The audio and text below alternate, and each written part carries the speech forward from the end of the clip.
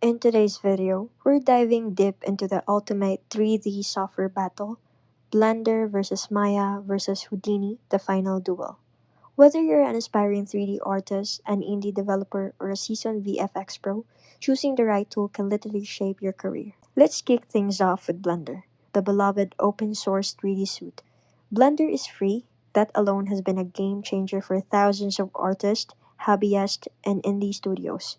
No subscriptions, no license limits, just download and go. But Blender isn't just good for free. It's actually an incredibly powerful, full stack 3D suite. You can model, sculpt, animate, rig, render, simulate, even do video editing and compositing all in one place. Here are a few standouts.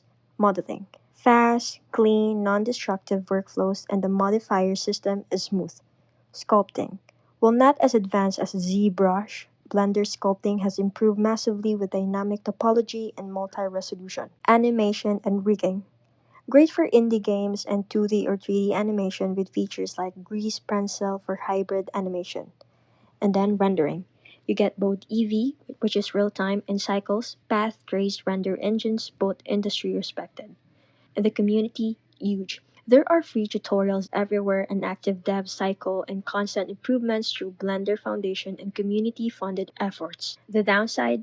Blender doesn't have deep integration into industry pipelines like Maya or Houdini. Studios may still prefer proprietary tools. Also, simulation tools, especially for hair, particles, or complex FX, can fall short of Houdini level control. Now, let's talk about Autodesk Maya, the go-to software in AAA games, feature films, and high-end animation pipelines. Maya has been around since the 90s, and for many big studios, it's the trusted pipeline backbone.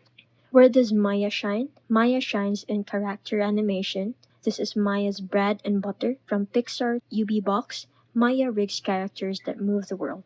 It supports complex rigging systems and high-end control rigs. Modeling. Precision modeling tools that are great for hard surface assets and environments. Simulation and FX. vSAN, Bifrost, its built-in FX system, it's capable but still catching up to Houdini. And then rendering.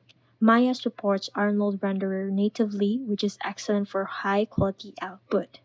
But Maya's biggest strength isn't a tool, it's the industry acceptance. Studios trust Maya, pipelines are built around it. If you want to work in high-end VFX, film, or game dev, learning Maya gives you a job access. What about the downsides?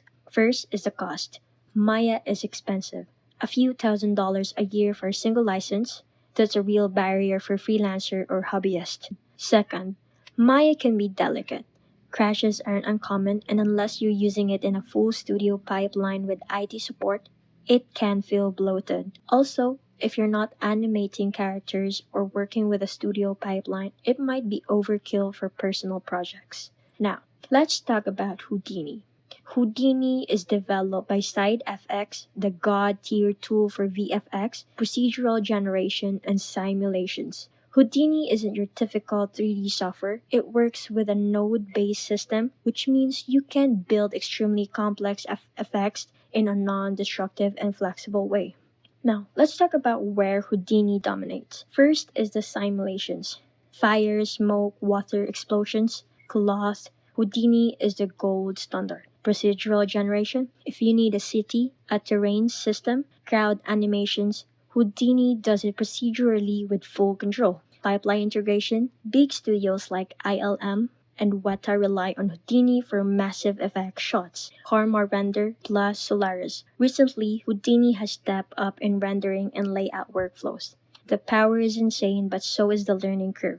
You don't just pick up Houdini like Blender, it requires a logic-based mindset. You're building networks of nodes instead of just pushing polygons. But once you master it, Houdini gives you infinite flexibility and scalability. Also, SideFX offers Houdini Apprentice, a free version for learning and indie pricing for small studios, which makes it more accessible than Maya. The catch? Houdini is not ideal for beginners, especially those who want quick results without building a system. Modeling and animation tools are solid, but the workflow isn't as intuitive. Let's talk briefly about what pros and studios are actually using in 2025 because the landscape is shifting fast. Blender, for one, is no longer just for hobbyists. Studios like Ubisoft, Epic Games, and many indie teams are now incorporating Blender into their pipelines, especially for modeling, previs, and even grease pencil animation. Blender is getting legit studio features year after year.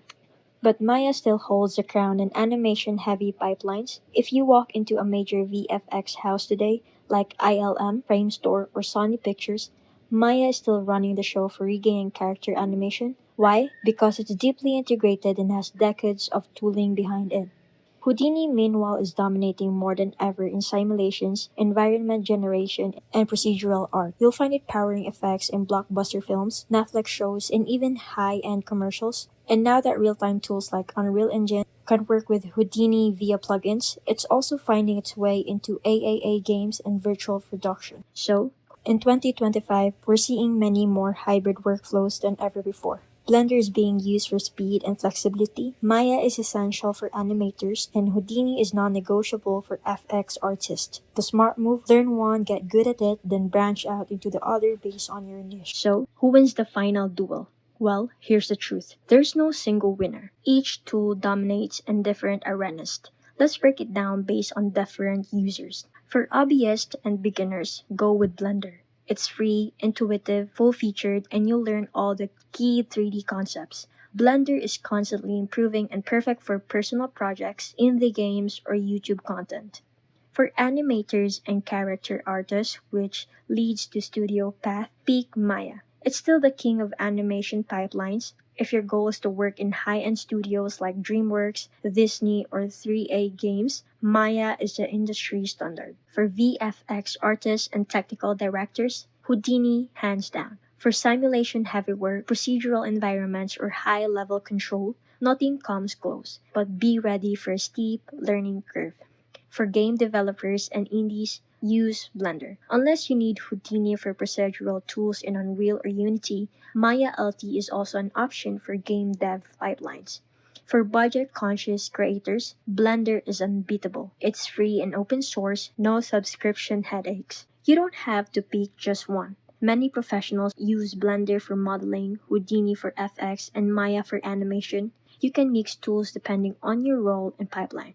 What matters most is what you want to create and how deep you're willing to go. So, that's our full breakdown of Blender versus Maya versus Houdini, the final duel. If you're still unsure which to pick, start with Blender. It gives you a solid foundation and costs nothing to try. If you're aiming for studio work, Maya or Houdini is worth the investment.